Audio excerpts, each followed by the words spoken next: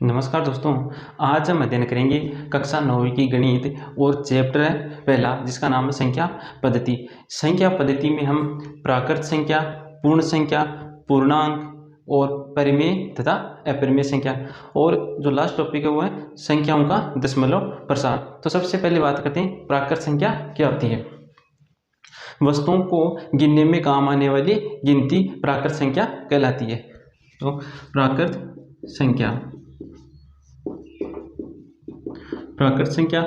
संख्या को n के द्वारा प्रदर्शित किया जाता है, और इसमें जो संख्या आ जाएगी वो आ जाएगी 1, 2, 3, 4, 5 आगे अनंत तक चलती रहेगी। यदि इन प्राकृत संख्याओं के समूह या संग्रह में हम जीरो को और शामिल कर दें, यदि प्राकृत संख्या के संग्रह में हम जीरो को और शामिल कर दें तो वो संग्रह होगा पूर्ण संख्याओं का संग्रह।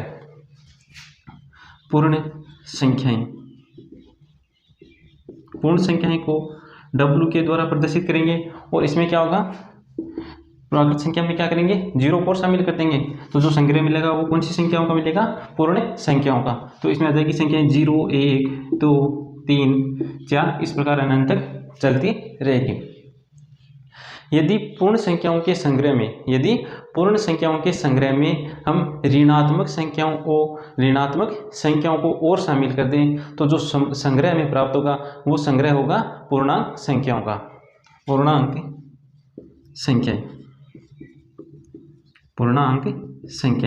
पूर्णांक संख्याओं को हम i या z के द्वारा प्रदर्शित करेंगे। इसमें कौन सी संख्या आएगी, ऋणात्मक, शून्य और धनात्मक।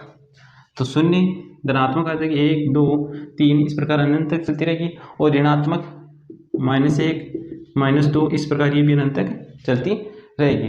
इसके बाद हमारी संख्या आती है वो आती है परिमेय संख्या। परिमेय संख्या को q के द्वारा प्रदर्शित करेंगे।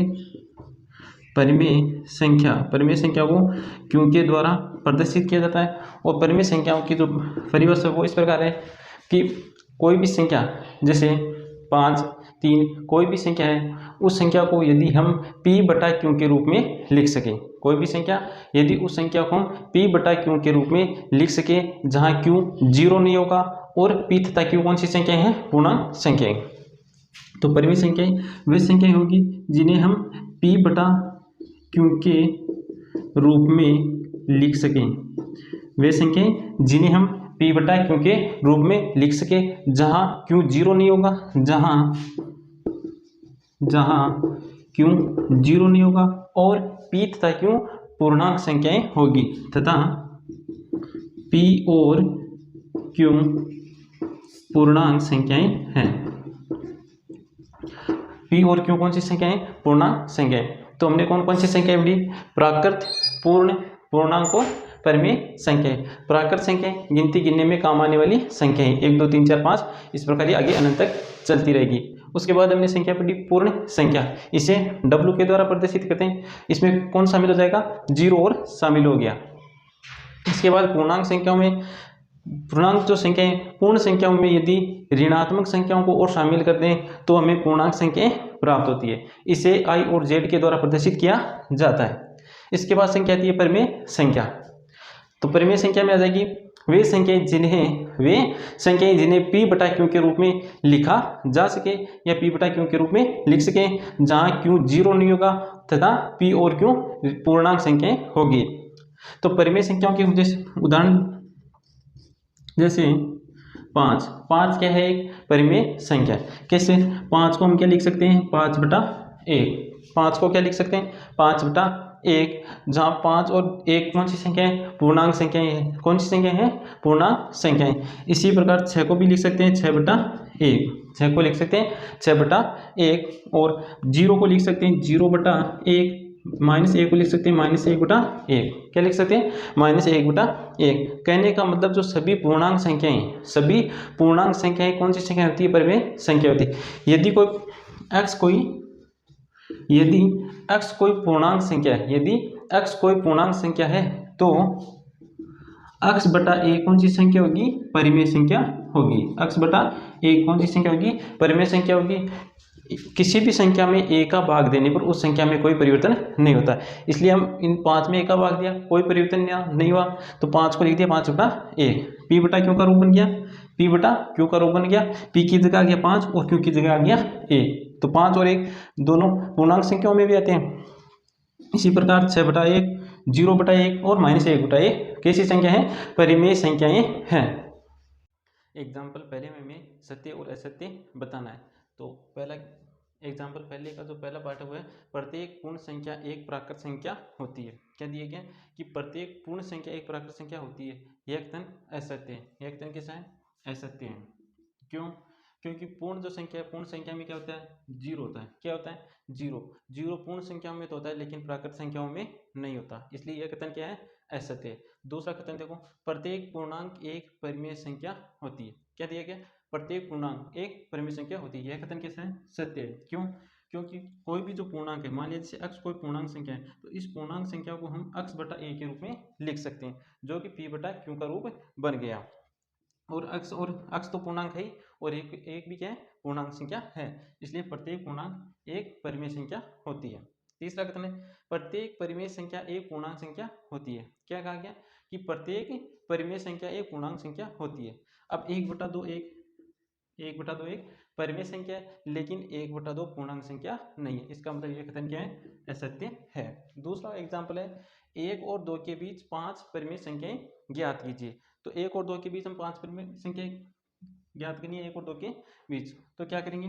1 को लिखेंगे 1/1 और 2 को लिख दिया 2/1। अब क्या करना है? अंश और हर में क्या करेंगे? 10 से क्या करेंगे? गुणा कर दिया। ऊपर नीचे 10 से क्या किया? गुणा कर दिया अंश और हर में। ये तो बन गया 10/10 और ये बन गया 20/10। ये तो क्या बन गया? 10/10 और ये बन गया 20/10। अब इनके बीच की पांच परिमेय संख्या लिख देंगे, जैसे 11/10, 12/10, 13/10, 14/10 और 15/10। कितनी परिमेय संख्या लिख दी हमने? 5। कैसे कि सबसे पहले तो 1 और 2 को किस रूप में लिख दिया? पी बटा क्यू के रूप में। उसके बाद अंश और हर में 10 से गुणा कर दिया। 10 से गुणा करने के बाद इनके बीच की हमने 5 परिमेय संख्या लिख दी। 10 क्या आएगी? 11/10, 12/10, 13/10, 14/10 और 15/10, जो कि 20/10 के मध्य की है। प्रश्नावली 1.1 का पहला क्वेश्चन है कि क्या शून्य एक परिमेय संख्या है? शून्य के बारे में पूछ रहा है कि शून्य एक परिमेय संख्या है, क्या इसे पी बटा क्यू के रूप में लिख सकते हैं? अगर परिमेय संख्या है तो हम पी बटा क्यू के रूप में लिख सकते हैं, जहां पी और क्यू पूर्णांक संख्या है और क्यू 0 के बराबर नहीं है। तो शून्य को हम लिख सकते हैं 0/1। शून्य को क्या लिख सकते हैं? 0/1, जहाँ तो शून्य और एक ऐसी संख्या है, पूर्णांक संख्याएं भी है, और इसका जो जो क्यों आ रहा है, क्यों की जगह आ रहा है 1, जो क्या नहीं है? 0 नहीं है, इसलिए हम 0 को क्या लिख सकते हैं? 0/1। 0 को क्या लिख सकते हैं? 0/1, जो कि किसका रूप है? पी बटे क्यों का रूप है। दूसरा क्वेश्चन है, 3 और 4 के बीच में 6 परिमेय संख्याएं लिखनी है। किसके बीच में लिखनी है? 3 और 4 के बीच में। तो इसके बीच में परिमेय संख्या लिखने के लिए क्या करेंगे? इसे पी बटा क्यू के रूप में लिखेंगे। तो 3/1 और 4/1। सबसे पहले क्या किया? इसे पी बटा क्यू के रूप में लिख लिया। अब क्या करेंगे? अंश और हर में क्या करेंगे? 10 से गुणा करेंगे। तो इसे 10 से गुणा कर दिया, और इसे भी अंश और हर में 10 से गुणा कर दिया। तो ये तो बन गया 30/10 और ये बन गया 40/10। अब इसके बीच की 6 परिमेय संख्या लिख देंगे। इसके बीच क्या जाएगी? 31/10, 32/10, 33/10, 34/10, 35/10, 36/10, 37/10। अगर हमें इससे भी ज़्यादा, जैसे 15-20 संख्या ज्ञात करनी होती, तो हम इसको 100 से गुणा कर देते हैं। यहाँ तो हमें 6 संख्या ज्ञात करनी है, इसलिए हमने 10 से गुणा किया। तीसरा क्वेश्चन है, 3/5 और 4/5 के बीच 5 परिमेय संख्याएं ज्ञात कीजिए। कौन? 3/5 और 4/5 के बीच की। तो ये पी बटा क्यू के रूप में दी गई है। 3/5 और 4/5 के बीच की 5 परिमेय संख्याएं ज्ञात करनी। तो क्या करेंगे? अंश और हर में किससे गुणा करेंगे? 10 से। 10 से गुणा करेंगे तो ये तो बन गया 30/50 और ये बन जाएगा 40/50। अब इसके बीच की 5 परिमेय संख्या लिख देंगे, जैसे 31/50 है, 35/50 है, 36/50 है, 37/50, 38/50 और 39/50। ये संख्या इनके बीच में आ रही है। 3/5 और 4/5 के मध्य की, ये जो मध्य की संख्याएं हैं। लास्ट तो 4 नंबर का क्वेश्चन है, उसमें पूछा गया है कि प्रत्येक प्राकृत संख्या एक, हमें क्या बताना है, सत्य और असत्य बताना है। तो पहला क्वेश्चन है इसका, प्रत्येक प्राकृत संख्या एक पूर्ण संख्या होती है।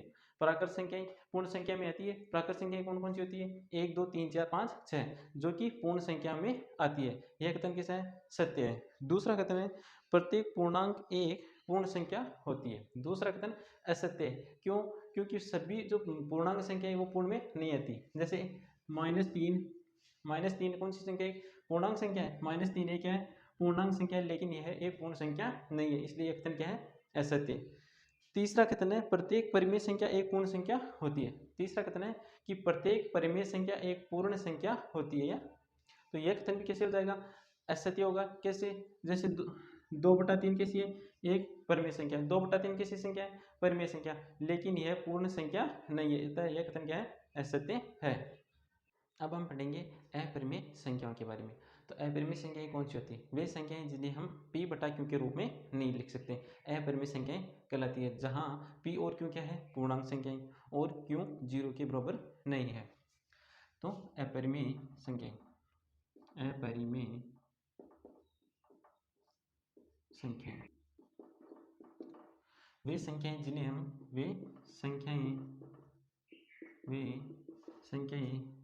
जिन्हें p बटा q के रूप में नहीं लिखा जा सके। वे संख्याएं जिन्हें p बटा q के रूप में नहीं लिखा जा सके। जहाँ p और q कौन सी संख्याएं हैं, पूर्णांक संख्याएं। p और q दोनों संख्याएं हैं पूर्णांक संख्याएं। p और q पूर्णांक संख्याएं और q 0 के बराबर नहीं होगा। तो अपरिमेय संख्या कौन सी होगी, वे संख्याएं जिन्हें हम p बटा q के रूप में नहीं लिख सकते। p और q कौन सी संख्या है, पूर्णांक संख्या, और q 0 के बराबर नहीं है। क्यों 0 के बराबर नहीं है। जैसे √3, √2, √5, √3, √2, √5, पाई, ये सभी संख्याएं कैसी है, अपरिमेय संख्या है।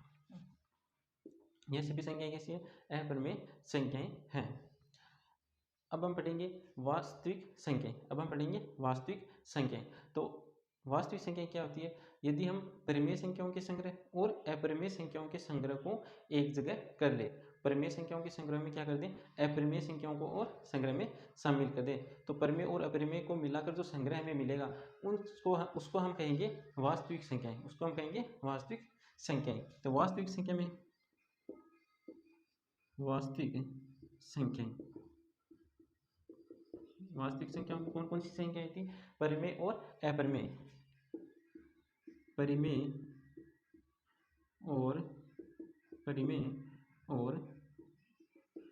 अपरिमेय संख्याओं का संग्रह क्या कहलाता है, वास्तविक संख्याएं कहलाती है। वास्तविक संख्याएं परिमेय और अपरिमेय संख्याओं का संग्रह वास्तविक संख्याएं कहलाती है।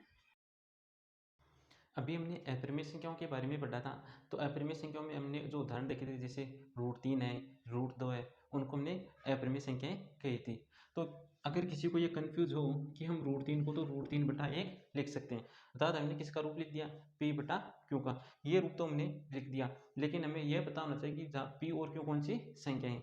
p और q होती है पूर्णांक संख्याएं। कौन सी होती है, p और q दोनों होती है पूर्णांक संख्याएं। तो हमारा जो √3, अब इसकी p बटा q से इसकी तुलना करो, तो p बराबर तो आ गया √3 और q बराबर है 1। और p और q कैसी संख्या है, पूर्णांक संख्या। तो क्या √3 एक पूर्णांक संख्या है, नहीं है, √3 एक पूर्णांक संख्या नहीं है। इसका मतलब यह इस कथन को सिद्ध नहीं कर रहा, असत्य बता रहा है। अतः √3 किसी संख्या एक अपरिमेय संख्या है। और एक होता है 22/7, 22/7। दूसरा था पाई को हम 22/7 के बराबर लेते हैं, लेकिन यह इसके बराबर नहीं होता, लगभग इसके बराबर होता है। तो 22/7 है, ये तो एक परिमेय संख्या है। कौन सी संख्या है, परिमेय संख्या। लेकिन पाई अपरिमेय संख्या है। पाई का जो मान होता है वो होता है, पाई का जो मान होगा वो होगा 3.14159 इस तरह से होगा। लेकिन 22/7 कैसी संख्या है, परिमेय संख्या, और पाई अपरिमेय संख्या है। अब हम पढ़ेंगे संख्याओं का दशमलव प्रसार। संख्याओं का दशमलव प्रसार दो प्रकार का होता है, एक तो होता है शांत, दूसरा होता है अशांत, जिसे अन्वय सारणी कहते हैं। संख्याओं का दशमलव प्रसार होता है दो प्रकार का। संख्याओं का दशमलव प्रसार, संख्याओं का जो दशमलव प्रसार है वो दो प्रकार का होता है। पहला शांत और दूसरा अशांत। एक तो होता है शांत और दूसरा होता है अशांत, जिसे अन्वसानी कहते हैं, अन्वसानी भी कहते हैं। संख्याओं का दशमलव प्रसार शांत, दूसरा है अशांत। शांत का मतलब दशमलव के बाद कुछ अंकों के बाद हमें शेष में क्या मिल जाए, जीरो मिल जाए। शेष में क्या मिल जाए, शून्य मिल जाए। शेष में शून्य मिल जाए, शून्य प्राप्त हो। अशांत में शेष में हमें कभी भी शून्य नहीं मिलेगा, शेष में शून्य नहीं होगा, शेष में शून्य नहीं होगा।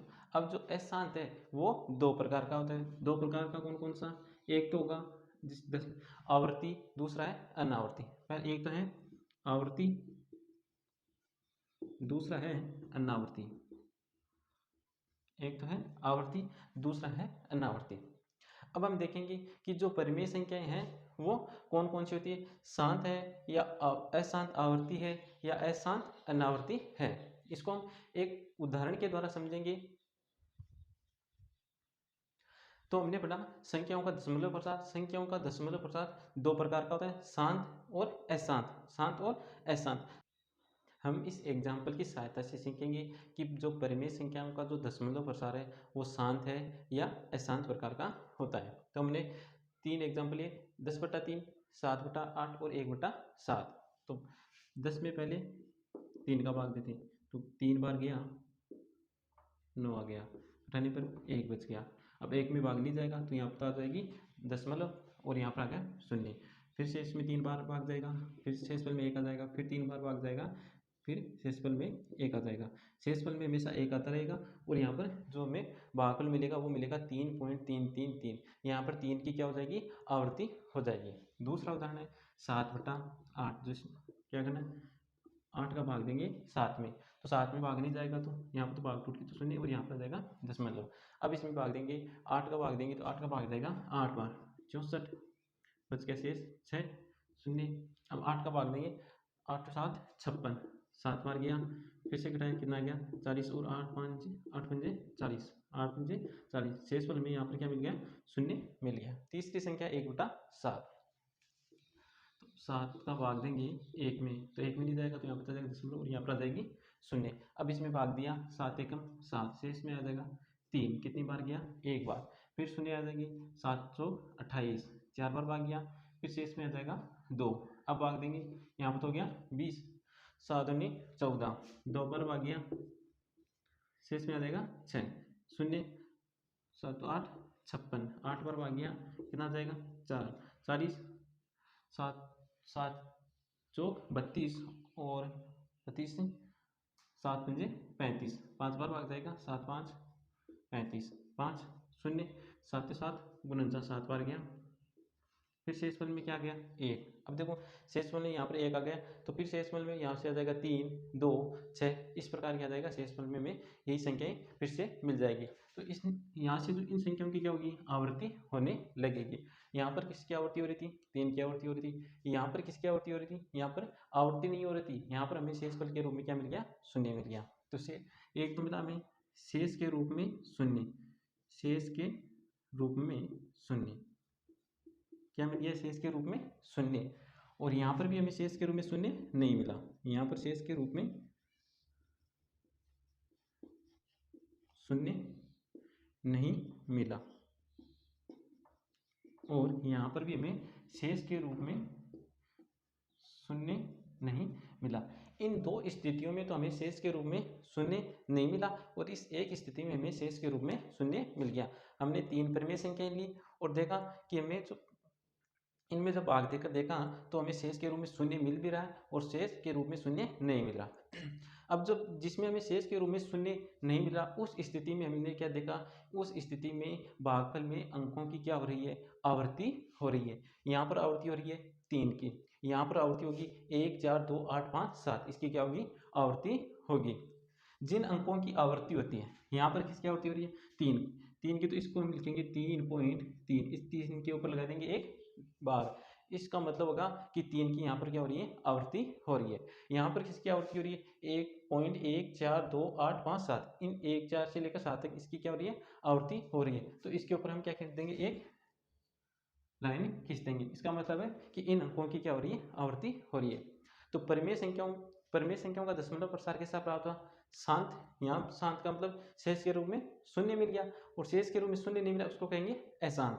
तो शांत और अशांत। अशांत में कौन सा मिला, अशांत में मिला आवृत्ति वाला। कौन सा, आवृत्ति वाला। तो परिमेय संख्याओं का जो दशमलव प्रसार है, परिमेय संख्याओं का दशमलव प्रसार शांत और अशांत आवृत्ति है। कौन सा है, परिमेय संख्याओं का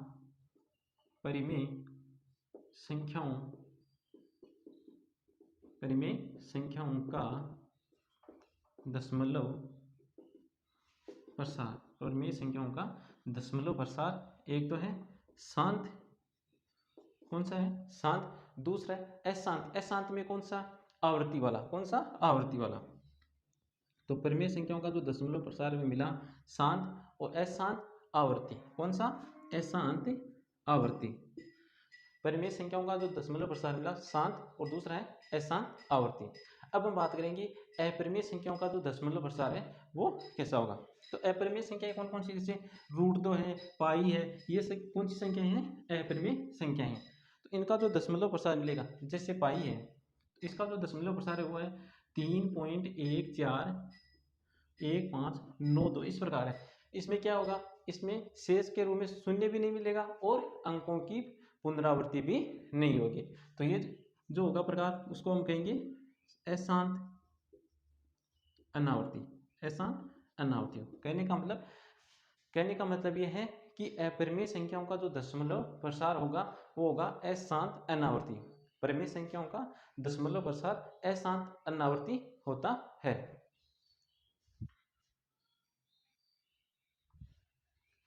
एग्जाम्पल 6 और 7 में पूछा गया है। एग्जाम्पल 6 है कि 3.142678 एक परिमेय संख्या है, और 7वां एग्जाम्पल है कि 0.3 बार एक परिमेय संख्या है। तो सबसे पहले हम एग्जाम्पल 6 को हल करते हैं। क्या करना है, इसको परिमेय संख्या बताना है। परिमेय संख्या का मतलब इसे p/q के रूप में लिखना है।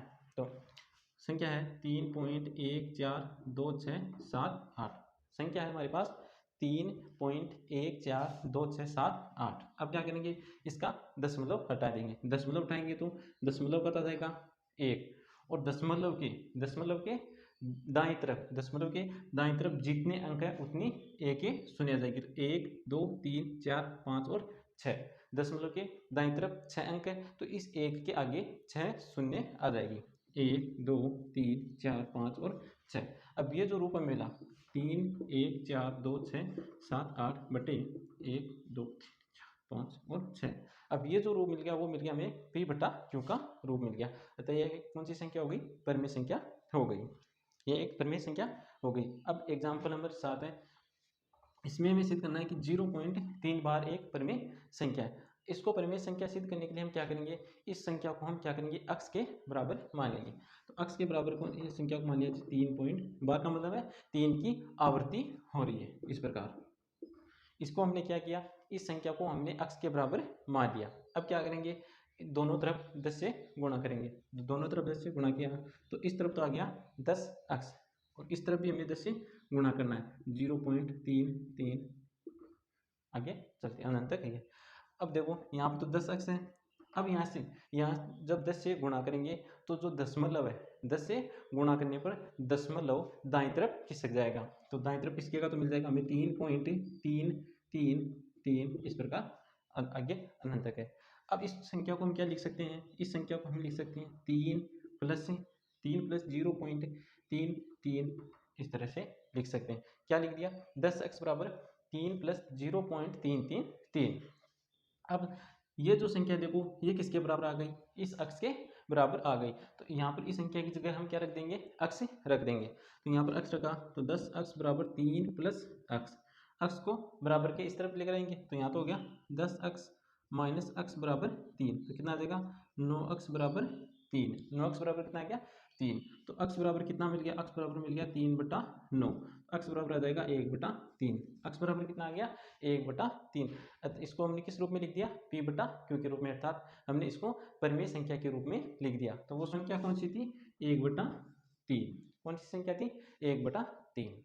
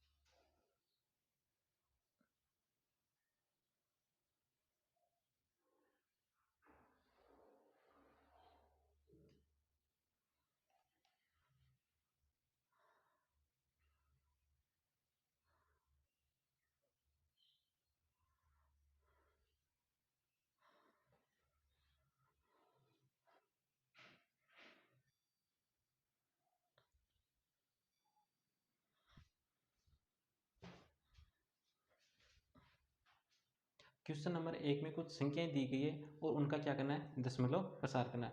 उन संख्याओं का दशमलव प्रसार करने के लिए हमें क्या करना है, केवल उसमें जो अंश है उसमें हर का क्या करना है भाग देना है। ये एकदम इजी क्वेश्चन है, ये क्वेश्चन आप कर सकते हो। दूसरा क्वेश्चन है 1/7 का हमें मान दिया गया है, 1/7 का मान दिया गया और पूछा गया है कि बिना भाग दिए हमें 2/7, 3/7 और 4/7, 5/7 और 6/7 का मान बताना है। तो 1/7 का हमें मान दिया गया, 0.14285 हमें किसका ज्ञात करना है, जैसे 2/7 का। तो 2/7 का मान ज्ञात करने के लिए हम क्या इसको किस प्रकार लिख सकते हैं, 2 गुणा 1/7। 2/7 को क्या लिख सकते हैं 2 गुणा 1/7। अब 1/7 का जो मान दिया गया है वो है 0.14285। तो 1/7 की जगह ये संख्या लिख देंगे। तो आ जाएगी 2 गुणा 0.142857। इसके ऊपर क्या है बार, बार का मतलब इसकी क्या हो रही है आवृत्ति हो रही है। अब क्या करेंगे इसे 2 से गुणा कर देंगे, तो 2 से गुणा करने पर हमें मिल जाएगा 4 हासिल की 1, 10 से 11 हासिल की फिर से 1 आ गई, 8 दूनी 16 हासिल की 1 और 2 दूनी 4 1 5 हासिल की 0, 4 दूनी 8 2 0.285714।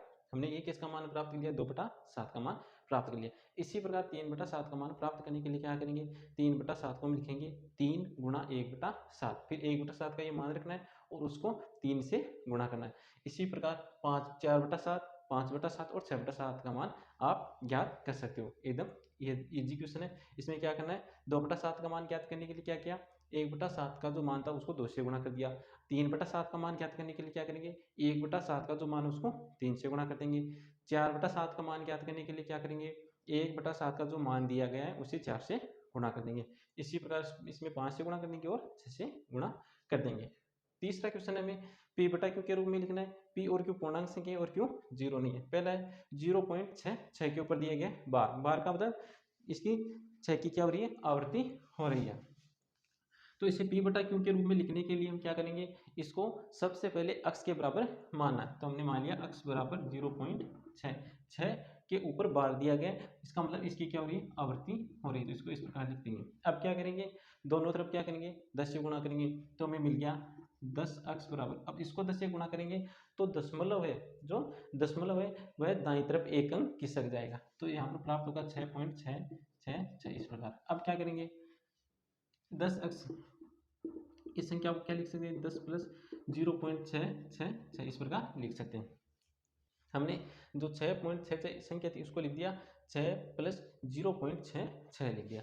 अब देखो ये जो संख्या थी वो इस अक्ष के बराबर आ रही है, तो हम क्या करेंगे इसके बराबर अक्ष रख देंगे। तो 10 अक्ष बराबर आ गया 6 प्लस अक्ष, अक्ष को इस तरफ लाएंगे बराबर के तो मिल जाएगा 9 अक्ष बराबर 6, तो अक्ष बराबर आ जाएगा 6/9 अर्थात 2/3। अक्ष का मान कितना आ गया 2/3। इसी प्रकार हमें ज्ञात करना है 0.47 बार। अब एक बात ध्यान रखना हमेशा, यदि दशमलव के जस्ट बाद के अंकों की क्या हो पुनरावृत्ति हो, दशमलव के जस्ट बाद के अंकों की पुनरावृत्ति हो, जैसे 2 3 यहाँ पर अगर 2 अंकों की पुनरावृत्ति हो कितने अंकों की 2 अंकों की पुनरावृत्ति हो, तो हम क्या करेंगे इसको सीधा 100 से गुणा कर देंगे। अगर दशमलव के जस्ट बाद 3 अंकों की पुनरावृत्ति हो तो इसको 1000 से गुणा कर देंगे। अगर 4 अंकों की पुनरावृत्ति हो तो 10,000 से गुणा कर देंगे। यदि ऐसा ना हो यदि इस प्रकार हो दशमलव के जस्ट बाद एक अंक की आवृत्ति नहीं हो रही है और आगे की अंकों की क्या हो आवृत्ति हो, आवृत्ति और पुनरावृत्ति एक ही बात है, क्या हो जैसे 5 4 दशमलव के बाद इस 2 की तो आवृत्ति नहीं हो रही लेकिन 5 और 4 की क्या हो रही है आवृत्ति हो रही है। तो इसको कैसे करेंगे हल, इसको p बटा q के रूप में लिखने के लिए क्या करेंगे इसको 10 से क्या करना है गुणा करना है, 10 से गुणा करना है और 10 से बार बार गुणा करना है। कब तक गुणा करना है जब तक कि हमें 2 ऐसे समीकरण नहीं मिल जाए, जब तक कि 2 समीकरण ऐसे नहीं मिल जाए कि उनमें दशमलव के बाद की जो संख्या है वो क्या हो बराबर ना हो। इसमें क्या करना है 10 से बार बार गुणा करना है। कब तक गुणा करना है जब तक कि 2 समीकरण ऐसे नहीं मिले जिसमें दशमलव के बाद की संख्या क्या ना हो बराबर हो, और बराबर मिलते ही उन दोनों समीकरण को हम क्या करेंगे घटाएंगे, घटाने के बाद उसको हल करेंगे और हमें p बटा q के रूप की संख्या मिल जाएगी।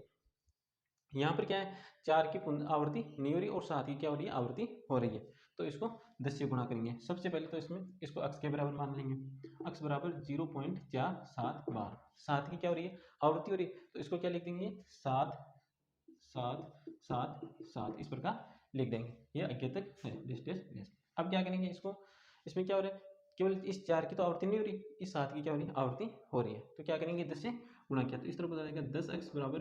अब यहाँ पर 10 से गुणा करिए दशमलव दाएं तरफ किसी गया एक अंक तो आ जाएगा 4.777 इस प्रकार आ गया।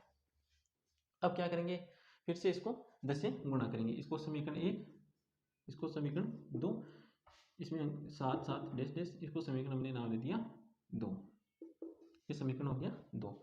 अब देखो इनमें दशमलव के बाद के अंक क्या है समान नहीं है, तो हम क्या करेंगे फिर से इसे 10 से गुणा करेंगे। तो 10 से गुणा करेंगे तो यहाँ तो आ गया 100 अक्ष, आगे आ जाएगा 47.777 7 7 डैश डैश, इसको समीकरण नाम दे दिया 3। अब देखो समीकरण 2 और 3 में दशमलव के बाद की संख्या क्या है, समान है। दशमलव के बाद की संख्या क्या है, समान है। तो हम क्या करेंगे, समीकरण 3 में से समीकरण 2 को क्या करेंगे, घटाएंगे। तो घटाने पे हमें मिलेगा 100x में से 10x गया तो मिल जाएगा हमें 90x बराबर। यहाँ देखो दशमलव के बाद के अंक क्या है, समान, तो दशमलव के बाद तो क्या आ जाएगा 0। अब देखो दशमलव के बाईं तरफ देखो, दशमलव के बाईं तरफ क्या है, 47 में से 4 घटाना, तो क्या कितना आ जाएगा, 43 आ जाएगा। तो x बराबर आ जाएगा 43/90। x बराबर कितना आ गया, 43/90। दूसरा मेथड है इसको हल करने का। पहला मेथड तो था इसमें हमने 10 से क्या किया, गुणा किया। किससे गुणा किया, 10 से क्या किया, गुणा किया। तो 10 से गुणा किया, यहाँ पर 10 से गुणा किया तो और देखा कि दशमलव के जो बाद के अंक है उसमें समान नहीं है। यहाँ पर देखा तो यहाँ पर देखा तो दशमलव के बाद इन दोनों समीकरणों में दशमलव के बाद के अंक जो अंक है वो क्या है, समान है। तो इन दोनों समीकरणों को घटाया और x का मान ज्ञात किया। दूसरा मेथड क्या है, दूसरा मेथड है इस प्रकार देखो, यहाँ पर जब हमने 10 से गुणा किया तो 10 से गुणा करने पर हमें मिला 4.777। अब इसको इस प्रकार लिख सकते हैं, किसे, 10x बराबर है 4.3 प्लस 0.4777 यस, इसको समीकरण नंबर दिया 3। क्या लिखा, 10x तो है और इस 4.77 को हमने क्या लिख दिया, 4.3 प्लस 0.4777। अब देखो ये 0.477 है वो किसके बराबर है, x के बराबर है। किसके बराबर है, x के बराबर है। तो इसको तो लिख देंगे, x लिख दिया। तो 10x बराबर 4.3 प्लस x, 10x बराबर क्या आ गया, 4.3 प्लस 10 सॉरी x आ गया। अब क्या करेंगे, x को बराबर इसके बराबर के इस तरफ लाना है। तो यहाँ पर क्या, 9x बराबर 4.3। अब क्या करेंगे, 9 का भाग देंगे तो क्या हो जाएगा 4.3/9। दशमलव को उठाएंगे, दशमलव को उठाने पर क्या आ जाएगा, दशमलव को उठाएंगे तो 1 आ जाएगा। और दशमलव के बाद के कितने अंक है, 1। दशमलव की किस तरफ, दाईं तरफ। किस तरफ, दाईं तरफ। दाईं तरफ कितने अंक है, 1 अंक। 1 तो इस 1 क्या आ जाएगा, 1 के आगे 0 आ जाएगा। तो कितना आ जाएगा, 43/90, जो कि उसी मेथड से हमारा यही आंसर होता। दोनों मेथड से आंसर सेम ही आएंगे, लेकिन जो करने का जो किसी को कौन सा तरीका अच्छा लगे और किसी को कौन सा अच्छा लगे। तो ये मेथड, दो मेथड है इसको हल करने के, और इनसे जो आंसर मिलेगा वो समान ही प्राप्त होगा। तो हमने कौन सी संख्या ली, 0.47 बार, इसको परिमेय संख्या के रूप में लिखा और कितना आ गया, 43/90। अब तीसरी संख्या है 0.001, 0.001। यहाँ पर दशमलव के जस्ट बाद के अंकों की क्या हो रही है, आवर्ती हो रही है। तो इसको x बराबर मान लेंगे 0.001। देखो 001 की क्या हो रही है, आवर्ती हो रही है। कितने अंकों की, 001 की आवर्ती हो रही है, 001 इस प्रकार। यहाँ पर आवर्ती कितने अंकों की हो रही है, 3 अंकों की। कितने अंकों की, 3 अंकों की। तो हम सीधा इसको 1000 से गुणा कर देंगे। क्यों गुणा करेंगे, क्योंकि जो दशमलव के जस्ट बाद के अंकों की इसमें क्या हो रही है, आवर्ती हो रही है। तो 1000 से गुणा किया, यहाँ पर तो आ जाएगा 1000x, और यहाँ पर 1000x से गुणा कर, सॉरी 1000 से गुणा करेंगे तो 3 अंक, दशमलव है 3 अंक दाईं तरफ खिसक जाएगा। तो हमें संख्या मिलेगी 0.001 इस प्रकार संख्या मिल जाएगी। अब इस संख्या को क्या लिखेंगे, बराबर इसको, सॉरी ए के आगे 0 का कोई मतलब नहीं, तो इसको तो लिख दिया 1 प्लस 0.001 इस प्रकार ये संख्या है। अब ये जो संख्या है देखो, ये संख्या किसके बराबर आ रही है, ये संख्या इस x के बराबर आ रही है। तो यहाँ से लिख देंगे 1000x बराबर 1 प्लस x को इस तरफ लाना है। तो कितना आ जाएगा, 999, x बराबर 1। तो x का मान आ जाएगा 1/999। कौन सी, इस संख्या को हमने किस रूप में लिख दिया, p बटा क्यू के रूप में लिख दिया।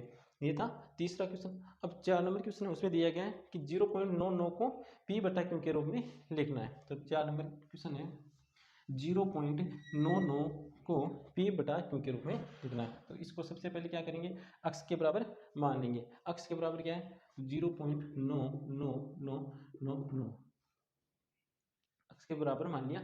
अब क्या करेंगे, इसको 10 से गुणा करेंगे। 10 से गुणा क्यों करेंगे, कि दशमलव के जस्ट बाद एक अंक की क्या हो रही है, आवृत्ति हो रही है।